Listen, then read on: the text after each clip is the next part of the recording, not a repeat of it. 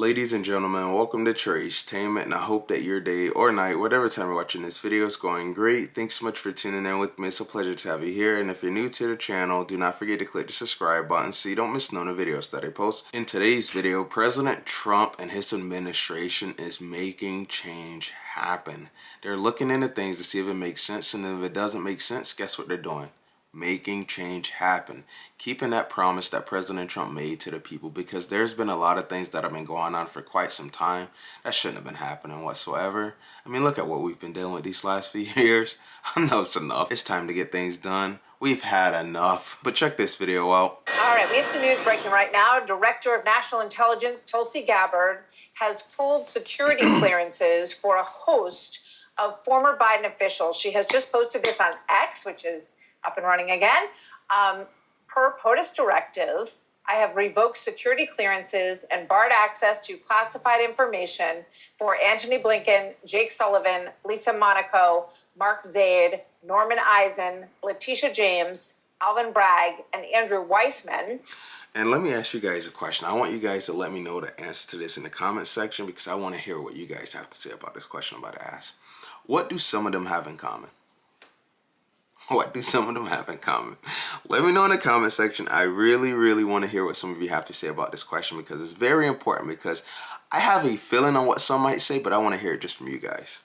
Along with 51 signers of the Hunter Biden disinformation letter, you remember obviously that in October of 2020, right before the election, 51 former security intelligence officials said that they thought that what was on the Biden laptop, Hunter Biden's laptop, had sort of the aura of disinformation.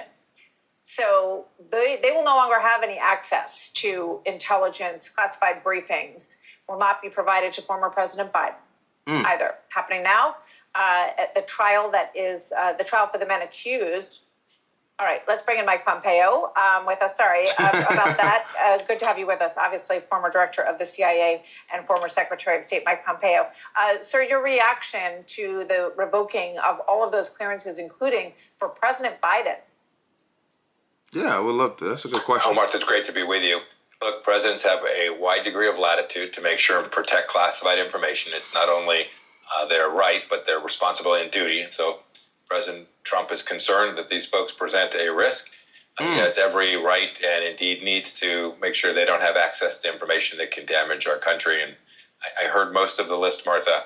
The 51 folks who signed that letter all knew better. They knew precisely what they were doing. They were engaged in political warfare using the veneer of their former roles as intelligence officials to lend credibility to an idea that they fundamentally knew couldn't have been true, right? We knew this was really Hunter Biden's laptop. We knew exactly what was on it. This wasn't Russian disinformation. And they chose a different path, a political path. And for that, the president has to hold these individuals accountable. It sounds like this is at least part of doing that.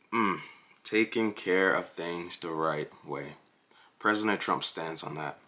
There's been a lot of things that have been happening for quite a while.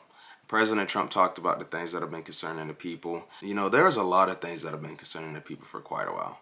You know, like some being the housing market, interest rates, the border, inflation, the economy.